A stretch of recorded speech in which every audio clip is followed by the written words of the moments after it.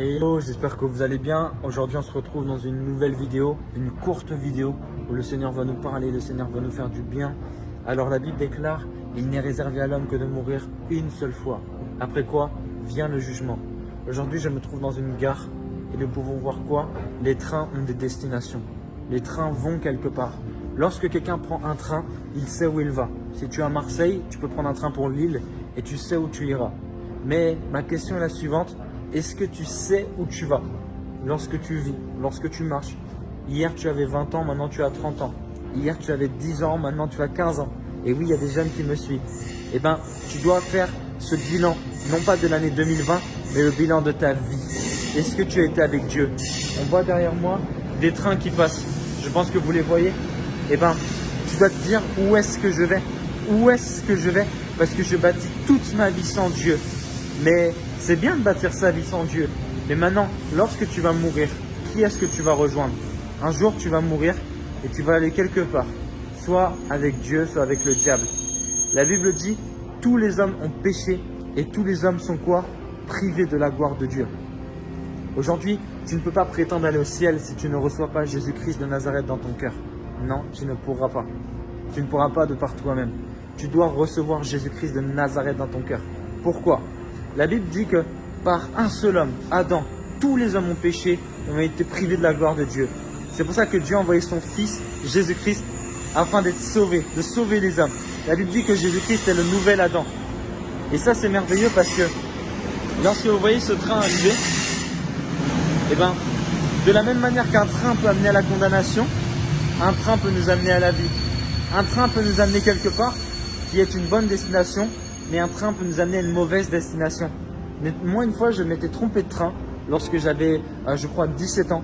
Je voulais aller en Loire-Atlantique et puis j'ai pris un train qui allait vers Paris. Et j'ai eu peur, donc je suis vite descendu du train. Et en fait, je crois que l'homme, lorsqu'il naît, il est dans un train qui le mène à la condamnation, dans un train qui le mène en enfer. Mais Jésus-Christ te dit, descends de ce train, repens-toi de tes péchés et monte dans le bon train, le train de la vie éternelle.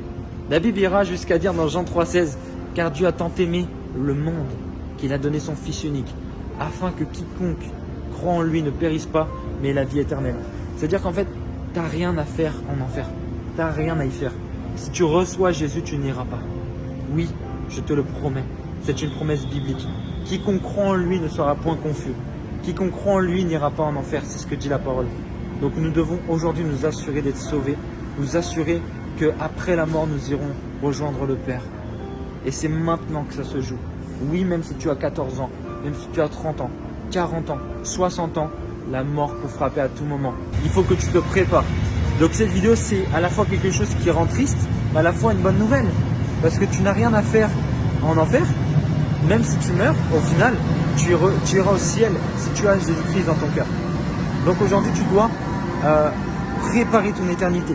De la même manière qu'on se prépare pour un entretien d'embauche, de la même manière qu'on se prépare pour aller rencontrer quelqu'un, on doit se préparer chaque jour au retour de Jésus-Christ. En 2021, quelqu'un doit dire « Je donne ma vie à Jésus ». Et ça doit se voir.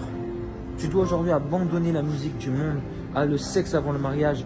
Tu dois abandonner toutes les choses qui déplaisent à Dieu. Tu dois aujourd'hui te concentrer sur ta relation avec le Seigneur. Dieu souhaite être ton meilleur ami. Dieu souhaite changer ta vie. Tu dois en prendre conscience. Tu as trop de valeur. Tu ne peux plus te donner avant le mariage.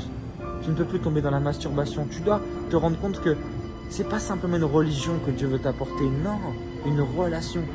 Et cette relation, tu ne dois pas la gâcher pour des plaisirs de quelques minutes. Tu dois te remettre en question et te remettre en ordre avec Dieu. Moi, je te pose cette question. Est-ce que tu crois que tu es sauvé?